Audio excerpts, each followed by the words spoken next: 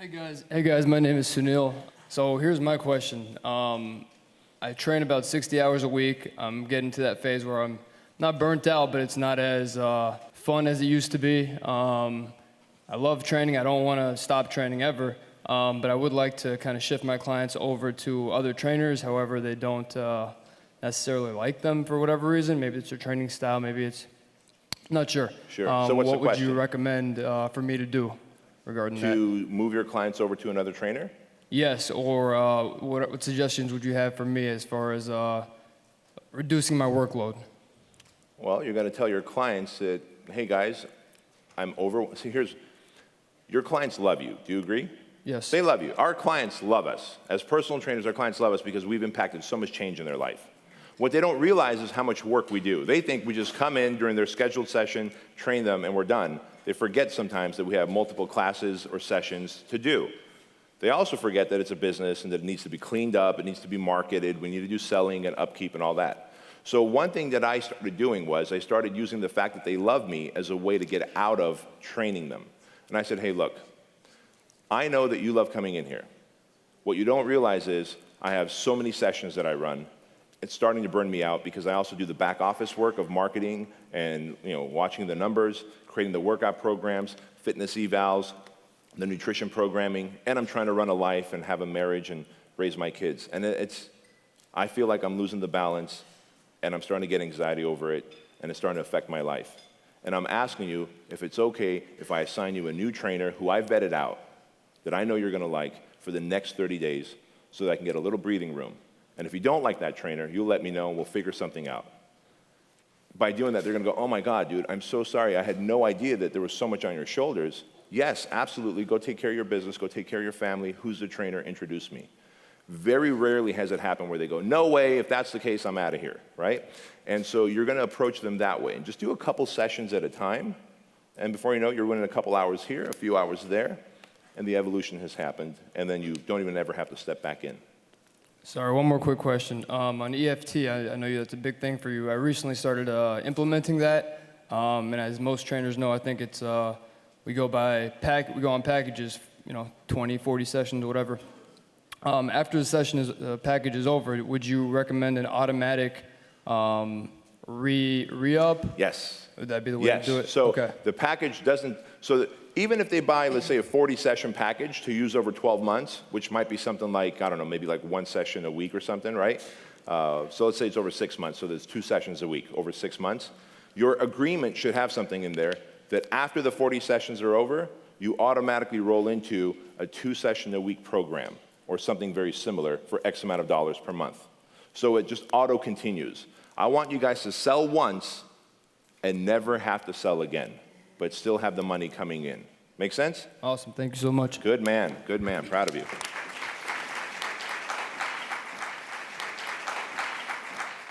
Awesome.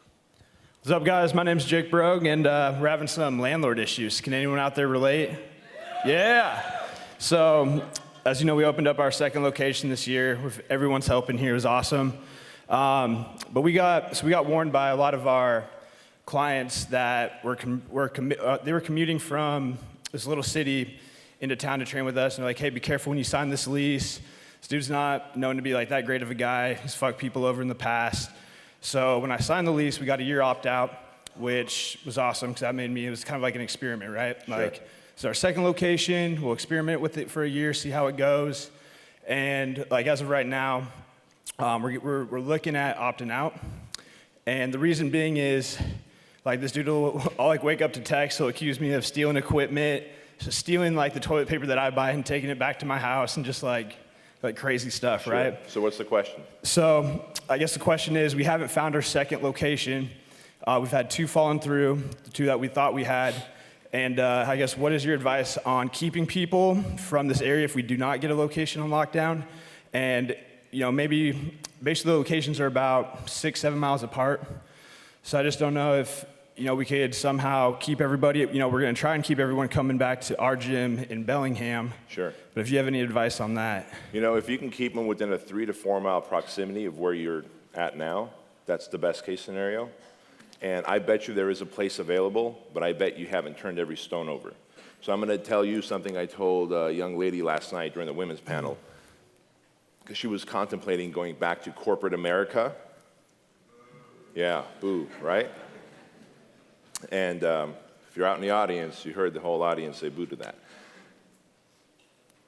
If there was a gun to your head, and I said you have 1 week, and I'm holding the gun to your head, you have 1 week to find a spot or I'm shooting you. Do you think you can find or finagle your way into a spot in the next week? Yeah. Right? Because you would go into local businesses and say, do you want to get out of your lease? Do you want to get out of your lease? Do you know how many a dry cleaner, a nail salon, or whatever, they're just waiting for their lease to expire to get out, right? I would literally go Jehovah's Witness and go door to door, man, right? Yeah. No offense to any Jehovah's Witness. I think they're the best closers on the planet. Best closers on the planet, fastest growing religion on the planet for a reason. They go door to door and they don't take no for an answer.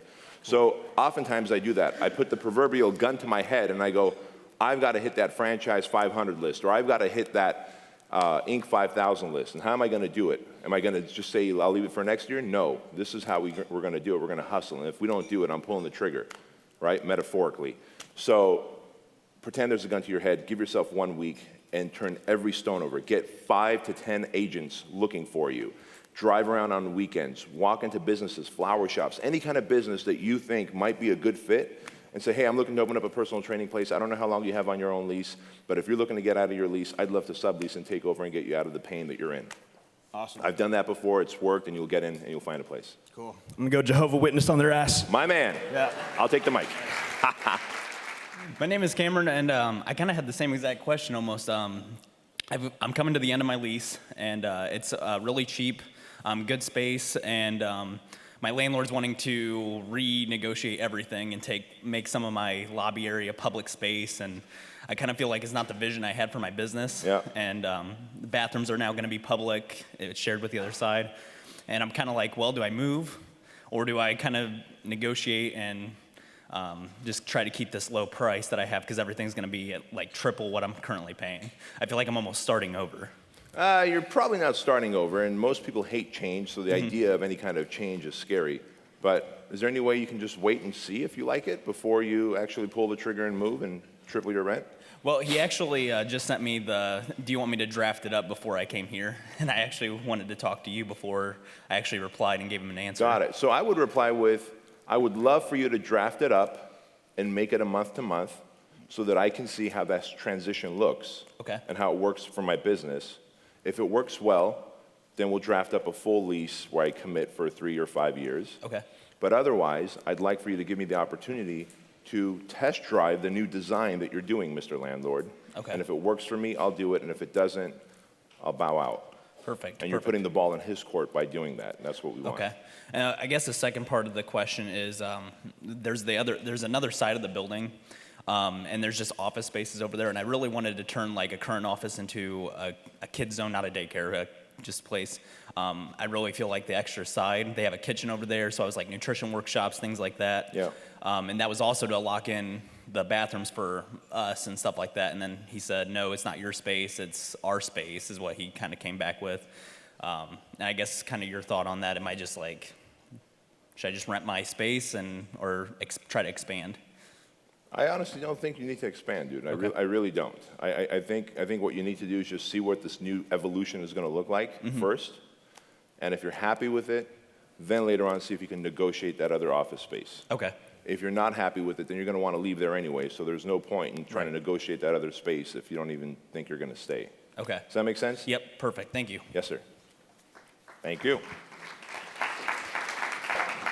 How are you? Nice to see you. Likewise. Hey guys, I'm Kara. I also have a little bit of the immigrant edge, not the Bedros immigrant edge, but I live in China, and I'm basically the only white female trainer there. There's a few others, but so basically I'm getting a lot of traction. I'm on radio, I'm on TV, I'm doing quite well. I'm doing online Do you programs. speak Chinese? I speak Chinese, That's yeah. so awesome. Yeah. So I'm getting a lot of traction there, which is great, and I'm traveling around doing charity boot camps and things like that. So I'm trying to bring my program all over China. Sure. Now, I have other companies that want to open a facility for me and have maybe the face. Yeah. I don't know if it's a good face, but they want me to. So the question is? So the question is that a good place to go to create more authority for my brand, that I actually have a place? Because currently I don't have a place. I do all online traveling boot camps. So they pretty much want, when we say they want to open a place for you, do they want to open a place, run it, and they just use your name and brand? Yeah, they want me to be there sometimes, but they want me to run some programs and whatnot, but it's the K2 Fit facility. That so sounds a little... Sounds a little dodgy, right? Yeah, a little dodgy. That's the word. That's the word, yeah. It's a little dodgy because they're the owners, but then you're the face. They're building off your brand and back, but then one day they go, business is good, peace out. You don't get any money. Right, that's also what I was thinking. So how much money do you get from it? What are your responsibilities? That kind of thing. Do they decide that now that you're only coming there twice a month, it's not worth it for all the money they're giving you? Right. I've seen that happen a million times. Okay. So you're either, if you like it, you're either going to license out your brand. I would build your name and your brand throughout China and then license it out where you're basically like a CrossFit. Or if you want to go all in, become a franchise like I have. Right. And be a fitness franchise in China.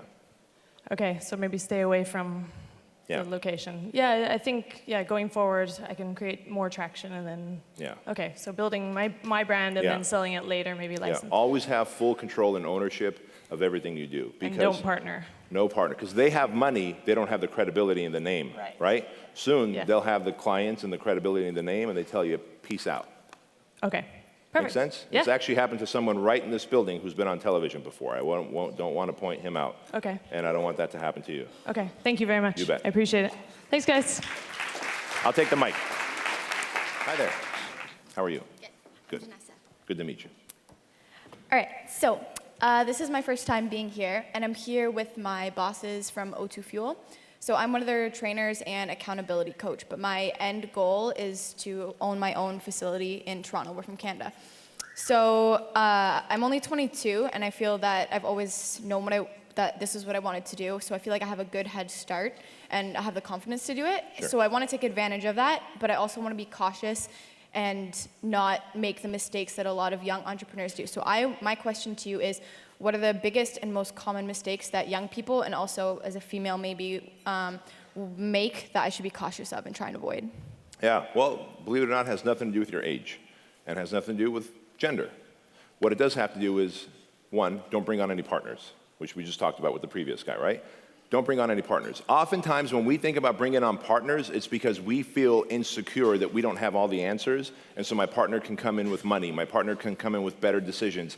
My partner can come in with just so I can knock an idea off someone else's head as well. You don't need any of that. You've got a great family here. Sounds like you work for people who already know what they're doing. Hopefully they can mentor you. Hopefully you'll have access to friends and family in here. But one, don't get a partnership. Number two, think about the marketing as much as you do about the look and design and the brand of your business. I see so many fitness professionals, many business owners worldwide, not just fitness professionals. They fall so in love with their brand, their logo, the color scheme, the equipment they're gonna have, the fancy little words and leotards or business cards they're gonna have. Leotards, I just dated to 1982 when I came to America. You know what I mean? But I want you to fall in love with marketing and selling your business as much as you will fall in love with the business itself, the programming and training of the clients. Because I've seen some amazing personal trainers who are great at what they do, deliver the results, but just don't have any clients and are working side jobs. I was one of them, as a fry cook, as a bouncer, as a physical therapy assistant. And so make sure you understand the art of selling and marketing and use that to your advantage. So that's thing number two. Thing number three is build as much emotional resilience as possible. As an entrepreneur, things are gonna go wrong. They're destined to go wrong. And unlike an employee who works from 9 to 5, who can just shut off their brain and go away, you're always on mentally. And so you have to build emotional resilience for the time when you find out that a trainer is stealing, clients, for the time you find out that a client is talking crap on you on Facebook, and you could either lash out and let it crush you, or you can be emotionally strong, let the tribe come to your rescue, which is your clients, right? Ask them to come to your rescue so you never say one negative thing. Instead, for one negative thing on Yelp, you have 50 positive responses from your tribe. But emotional resilience as an entrepreneur, so what I talked about, the entrepreneurial disciplines yesterday, emotional resilience, don't have a business partner, and embrace and love marketing and selling, and you will go far. Those are the 3 big things you need. Okay. One quick question to add on to that. As also being a young entrepreneur, I even find now, I've gotten better at it, but sometimes being young, and people always tell me I look younger than I am. People are like, who is that girl? She's in high school. Why is she teaching us? And I'm like, I'm 22. So like, if I am going to own my own facility, how do I get people to take me serious right away? I don't want to, if they ask to talk to the owner and I come out and then be like, this girl looks like she's 5. That's more of an issue for you. I mean, Brian Calicky, are you in here? I'm not being a wise guy. Brian still looks like a young little puppy. I love the guy. I mean, listen, when my wife and I were dating still, I took her to the gym with me. I'm sorry, we were engaged at this point. I took her to the gym with me, and one of my clients, because it was a weekend, so we were working out together in the gym that I worked in. And one of my clients looks at me and goes, wow, Bedros, you brought your daughter into the gym to work out with you. Now, I've got the opposite thing. I'm 42, but I might look 52. I don't know. It's an ugly face with a lot of beard and white hair. I don't know what it is, right? And so you're just going to say, thank you for the compliment. I'm actually 22, and I've worked for blah, blah, blah fitness for so long, and I've known fitness as my passion and my purpose for so long. So what are your goals, right? So you just have a script ready for them. Thank you for the compliment. I've known fitness and fat loss has been my passion and purpose for years. In fact, I've got X amount of years experience. What are your goals and how can I help you? And just turn it back around on them and you're good to go. But don't let that be an issue because you're going to thank your lucky stars that you look young when you're in your 50s and you look 30s and 40s. That's what Aaron tells me. Yeah. Right? Yeah. You're good. You're good. Perfect. Thank you. Congratulations. Thank you. You bet. Hi, I'm Bedros. I'm Nancy. Nice to meet you. You too. Okay, so my question is, we're opening a location. It's going to be my first time. So Congratulations. That's huge. thank you so much. Yeah. So me and my partners are trying to brainstorm what are some do's and don'ts for a grand opening and the months to follow. Well, never mind the grand opening. Let's make sure that 1, you're not selling punch cards. 2, you're not selling per session. Number 3, you're not doing 1-hour sessions, that they're 30-minute workouts. Even if they're one-on-one, I built 5 gyms on one-on-one 30-minute workouts. So successful that I sold them for a nice chunk of change. Make sure everyone's signing up on 6, 12, and 18-month agreements and not, 1 month. You can have month-to-month programs, but make sure they're slightly more expensive per month. But never sell just 1 month and then where you have to go back and resell them again. So that's kind of the foundational thing. Put everybody on EFT so that you have predictable money scheduled to come in month after month. I never want to see you or anyone in here start the month at 0 and go, holy shit, we got to make sales to survive. I want you to go, all right, we got $20,000 scheduled to come in at the first of the month. That's a good feeling. You sleep better at night. So that said, where your grand opening is concerned, are you guys in the build-out phase right now? We're working on that side right now. We haven't have a set date. Okay. So once we have our kinks down and know that we're going to be confident, Yeah. we will start working on that. But the doors are open for business already. No, we're still setting up equipment right now. You're building it out. Yes. Got it. So this is the time that you're going to start building an email list and building a fan page on Facebook. This is the time when you go Facebook Live twice a day and you go, hey guys, this is Bedros here at whatever fitness center, and we're building this out because my goal is to help 5,000 local residents change their life over the next 3 years. And in this corner, we're going to have the squat rack. In that corner, we're going to have the battle ropes, right? Share the vision on social media, via email, on Instagram. Remember I gave the 5, 4, 3, 2, 1 rule the other day? I want you to do that now before your doors open. Get people excited. Buy Facebook likes from local people who are going to be ideal clients. When you buy the likes on your fan page, then you're going to make them offers to get on your email list. So if you're using Fit Pro Newsletter, we've got all those built-in free reports and opt-ins. One of the best things you can do on your fan page is offer a 6-month giveaway. Like enter your email address to be in the drawing to win 6 months of free membership when we open, right? You're going to now build your email list, have a Facebook following. You're going to update them, get them excited, let them know when your big grand opening day is going to be. On the grand opening day, it's a soft open for your first 3 to 4 weeks. You just let them know that they can come in. Here's a low barrier offer that you're going to sell them. People on your fan page and people on your email list are going to buy like a 14-day fat furnace or a 21-day rapid fat loss program. If you just Google that, you'll find many different pages. If you just Google it and hit images, you'll find many different pages to model.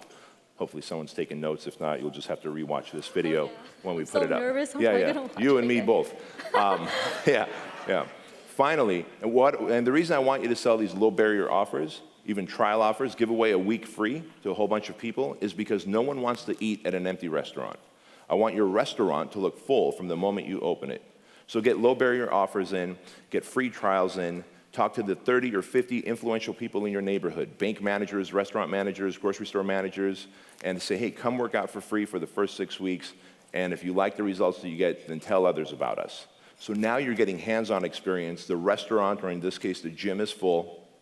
And finally, about 3 to 4 weeks in, you're going to hold your big grand opening. The grand opening is you basically tell 6 local businesses who have your ideal clients, tanning salon, nail salon, hair salon, jewelry shop. Say, we're going to have this grand opening Saturday from 11 to 1 o'clock. And you can come out and display your goods absolutely free. All I ask is that you tell your customers and prospects to come to the event from 11 to 1 o'clock, where they're going to donate $5. 100% of that money goes towards the local fire department, because we're going to buy them equipment, because we do want to have a charity attached to it. Get a jumpy house for them to bring their kids. Have somebody, cooking up food. So one of the 6 sponsors should be like a vendor who cooks food, right? Gives food away. We're going to make this a party. We're going to get a DJ out there in the parking lot. And by doing all this, you cause a big ruckus. You have a cause. When they put in the $5, the money goes towards the fire department, but they join that raffle to win, let's say, a year's worth of training for free. Because I'm guessing you're doing some kind of group or boot camp style? Yes, self-defense and personal training. Good, self-defense and personal training. So there could be a year of self-defense, which means if you put someone in a group program for a year, big deal. But now people are actually getting excited. They're seeing the facility. They're seeing how it works. You're going to run 10-minute sample workouts every 30 minutes. And what's going to happen next is you're going to have all these people who put $5 in the jar and filled out a form. You're going to have all these people to follow up with, from low barrier offers to their neighbors, to their friends, to the community. And that's how you do a proper grand opening. You're going to videotape the grand opening with your iPhone. You're going to publicize that. Every single thing we're going to publicize and get up there. And so between now and 3 to 4 weeks after your doors open, those are your marching orders to really make this a success and knock it out of the park. Was that enough? Yes, you answered questions I already had built up, didn't know they were there, but thank you so much. You're welcome. You're welcome. Pleasure meeting you. Congratulations. Yeah, I'll take the mic. Hey, kiddo. How are you? Good. So, as you know, you told me to do this a year ago. So I've branded myself as a kettlebell expert in Chicago, and I'm finally stepping out of being known as that and going and opening a huge boot camp facility. So how do I rebrand myself to not be known as the kettlebell person only, and now boot camp? Yeah. Well, But still not lose kettlebell, because we still want to do that. As it turns out, boot camps actually have kettlebells in them. Correct. I haven't seen a boot camp that doesn't have kettlebells in them. Correct. But because we do primarily just kettlebells, I don't want to lose our identity, but I want to also now be known as... Sure. So I'll tell you a little story, and this might help you. There was this big, hairy, beautiful, handsome guy. And he had 5 one-on-one personal training facilities. And when he became a coach and consultant, he helped one-on-one personal trainers. But when he saw the exponential growth in group training and leverage, he quickly said, I think there's a better way. I'm going to try it out. And I went and opened up a boot camp in the park. I loved it. I saw how much more profits I was getting, had such little staff, which means payroll was low. I said, I've changed my ways. I will now be the boot camp expert. And went to that. So sometimes you just go, hey guys, I went to this event where thousands of trainers from 24 countries came, and I realized that there's a better way to deliver results, and it involves kettlebells and boom, boom, bang, and pow. Okay. And so moving forward, we're going to do that, and I promise you better results in less amount of times, and probably a better structured body, because you have so many other exercises you can do, right? Yeah. And so you just reframe it as, I went to an event and I learned something better, because I'm always evolving, Kaizen, right? And I'm always evolving, and I did, and so I'm bringing this back to you. And by reframing it that way, it's like, holy crap, well, what is it? We're going to run a boot camp that involves kettlebells and these 5 other pieces of equipment, and here we go. Okay. And by the way, when people, see, everyone hates change no matter what. So when they go, yeah, but, you go, we're going to try this out for 30 days. So just start off with, and we're going to try this out for 30 days. And this way they go, "Phew, good. After 30 days, we're all going to bitch about it, and then she's going to go back to what it was." Okay. They're going to fall in love with it, and then you're never going to have to go back. This has happened hundreds of times. And this even happens, by the way, when you're a one-on-one trainer and you want to phase yourself out. You're like, what do I tell my clients? You just go, hey, here's a new trainer. They're going to train you just for the next 30 days while I go be a good wife and a good parent, or I go be a good husband and a good parent because I feel like I've been neglecting my household because I've been so involved with my clients and my business. Is it okay if this trainer trains you for the next 30 days just so I can go strengthen my relationship, right? See what I did? I've used a little guilt to get out of that one-on-one training, right? And I go just for 30 days. After 30 days, they don't even look at you. They forget who you are, and that person's training them forever, and they're happy-go-lucky. Okay. Yeah. And then what about like current clients, like keeping them happy with that transition? Because we've already started telling people like, hey, we're going to get a bigger space. This is what we want to do. And we're starting to get, well, you know, we want this type of thing. And, you know, obviously it's not about them, and I know that. But, you know, I still want to provide to them the service that we're already providing, but with it being a completely different structure. Okay, so let's kind of role play that like we did with the other fella for a minute, all right? So, hey, Courtney, guess what? We're getting a bigger space because we're going to have bootcamp workouts now, which include kettlebells and all these other equipment. Isn't that exciting? Yeah, it's super exciting. But what's going to happen to my primary training that I'm doing now? Oh, I love your enthusiasm for it, Courtney. This is fantastic. So here's what's going to happen. You're going to get better results. You're going to get it in less amount of time, and you're going to see that your body's going to evolve and improve faster than ever before. Your primary training is going to change just like everything else in the world changes. And you're going to love it, and we're going to try it out for 30 days. And if you don't love it, we'll talk about it and see what we can do for you. Fair enough? Yeah. So we're currently in small classes, and now there's going to be like 30 people in class, and I don't like that. So what are you going to do about that? Oh, that's a really good question, because I'm going to grow to 35 and 40 people. It's going to have a lot more energy. It's going to be a bigger session and a bigger class, and you're going to love it. And we're going to test it out for 30 days. And if you don't like it, we'll talk about it and see what we can do for you. Fair enough? Fair enough. Thank Good. you. Good. So each time they give you an objection, you just keep coming back to them with, it's going to be better that way. In fact, I'm going to grow to 35 and 40 people because we're going to have bigger space, more energy. You're going to feed off of it and get better results.